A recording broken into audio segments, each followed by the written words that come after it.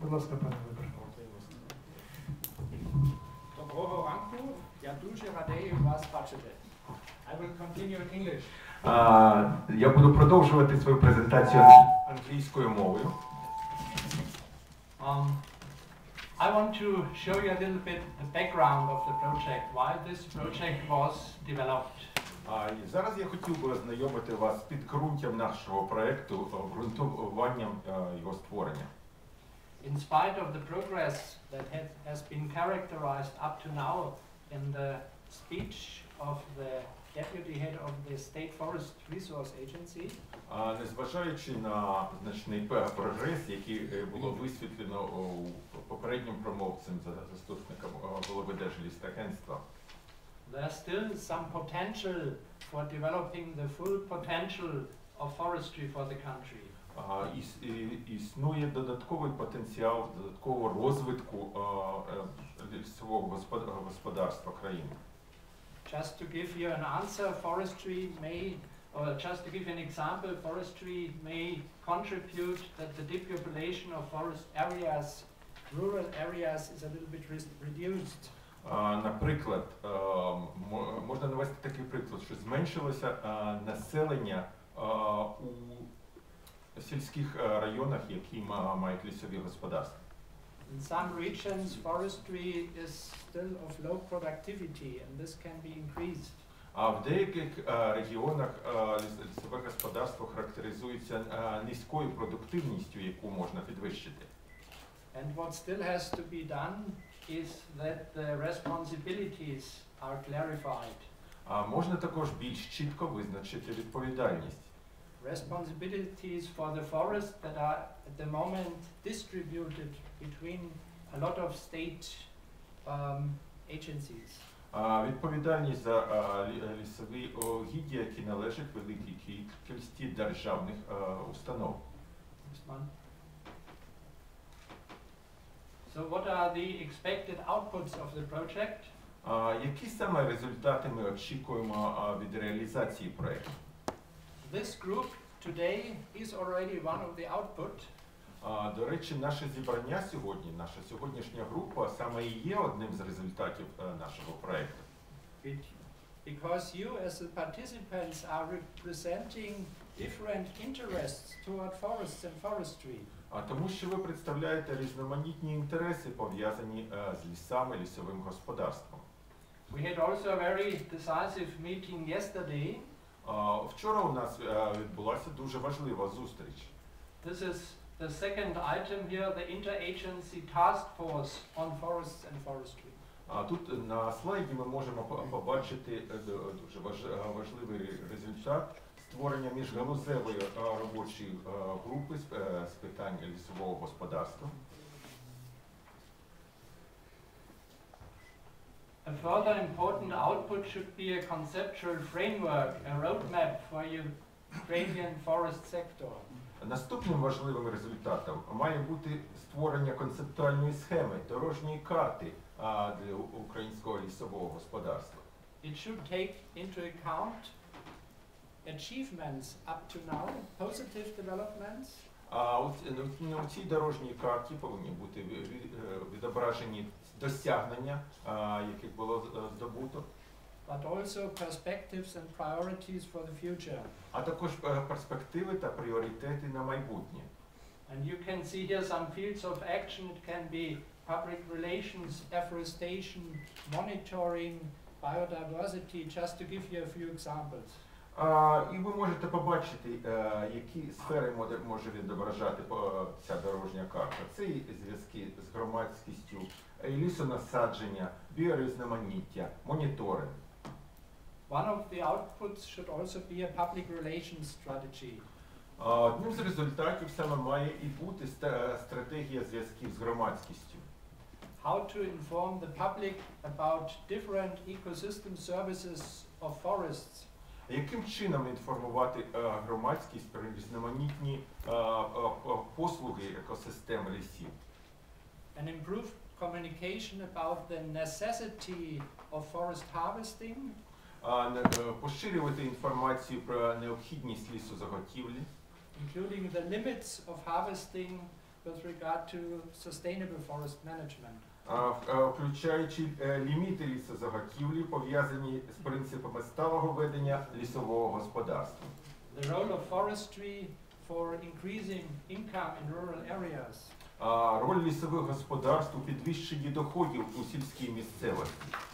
And also their role for providing environmental services like soil protection, water protection.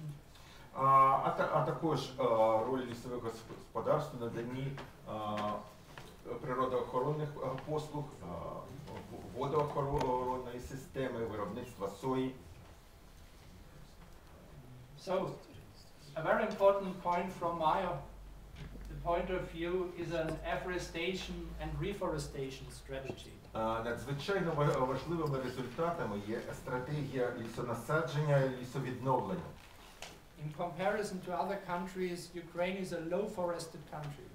У порівнянні з іншими країнами, лісистість в Україні є доволі низькою. A lot of forests can be restored from former areas where forests have already been. Багато лісів можна відновити, реконструювати на тих місцях, де ліс колись був. New forests can serve different purposes: production forests, protection forests, and multifunctional forests. І нові ліси можуть обслуговувати багато функцій. Це і ліси для заготівлі, це і лісозахист, багатофункціональні ліси. We also found out that there's a necessity to improve the reporting system. Ми також з'ясували, що існує потреба у вдосконаленні системи звітності. There are a lot of reporting obligations towards international agencies. А зараз Україна має велику кількість зобов'язань щодо звітності до міжнародних агенцій. But as we learned yesterday in the interagency task force, there's already the need to improve information about classical statistical data, for example, cubic meters, and these things without bark, with bark, technical questions. Але вчора під час засідання міжсекторальної робочої групи ми з'ясували, що також існує потреба удосконалення і класичної статистики, питань, що технічних питань, що стосуються обсягу кубічних метрів, чи враховувати деревину з корою, чи без кори, тощо. Today we have a so-called multi-stakeholder dialogue, and this brings together a lot of interests, society groups with an interest in forestry. Зараз у нас здійснюється діалог між багатьма зацікавленими сторонами, які представляють суспільство і зацікавлені у питаннях лісів та лісового господарства. First of all, there are the forest owners. Перш за все, це власники лісів. So in Ukraine, this is the state as the main forest owner, but also private forest owners. В умовах України це перш за все держава, але також треба враховувати і приватних власників. And a lot of key stakeholders, for example, here are mentioned stakeholder groups of forestry, that means associations of foresters, forest workers, forest educational and forest research institutions. А також велику кількість інших зацікавлених сторін, асоціацій працівників лісових господарств, освітні організації, науково-дослідні інститути. So we have associations of the forest industries, those who are processing wood, using wood for further purposes. Також серед інших зацікавлених сторін слід відзначити асоціації підприємців, пов'язані з лісом, тих, хто займається переробкою деревини. As I have learned in Ukraine, non-wood forest products are playing a decisive role, for example, mushrooms, berries. Ми дізналися про те, що навіть ті продукти, які не пов'язані з заготівлею деревини, відіграють важливу роль. Це збирання грибів, ягод. So the next stakeholder group is a very broad one, because it comprises all societal interests going beyond forestry and forest industries. А наступна група зацікавлених сторін представляє широкі інтереси суспільства, оскільки вона йде набагато далі, ніж просто виробники деревини або ті, хто працюють у лісах. I just mention a few nature conservation agencies.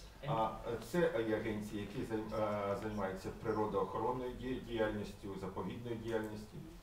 Environmental, non-governmental organizations. Природоохоронні НО. Hunting organizations. Організації мисливців. Recreation and tourism.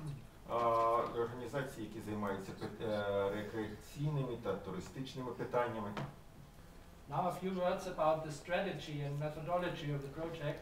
Зараз я хотів би сказати декілька слів про стратегію та методологію проекту. The first step is an analysis of the current situation in Ukraine. Першим кроком буде комплексний аналіз ситуації у лісовому господарстві України. We want to find out where are the most important problems. Ми будемо визначати найбільш важливі проблеми в лісовому секторі. But also where are examples of good practice, where things have been working well, in which regions of Ukraine, for example. А також приклади найкращої практики у цій сфері, саме в яких регіонах України досягнуто найбільше результатів. We want to address cross-sectoral policy linkages. Ми також будемо вивчати наскрізні секторальні зв'язки у стратегіях та політиках. That means linkages to agricultural policy. Це серед цього і зв'язки з сільськогосподарською політикою, Environmental policy. Природоохоронною політикою, Energy policy. Енергетичною політикою, Economic policy. економічною політикою. Just to give you some examples. Просто це декілька прикладів. So, as I mentioned, the second step will be the roadmap for forest policy in Ukraine. Як я вже зазначав, другим кроком буде створення дорожньої карти щодо лісової політики в Україні. As a document that shows where Ukraine wants to be in forest policy in a few years. Цей документ відображатиме, де саме буде, як буде розвиватися лісова політика України через декілька років. In a third step, the dissemination of the project results plan and the publication of the respective findings. І третім кроком буде поширення результатів проекту та публікація, оприлюднення відповідних висновків. So this is very important that this strategy becomes a living document, not a dead document, a living document. Надзвичайно важливо, щоб розроблена нами стратегія була живим документом, а не лише мертвим папером. So, the project impact should be if everything works well and if you contribute and if all others contribute in a very constructive manner.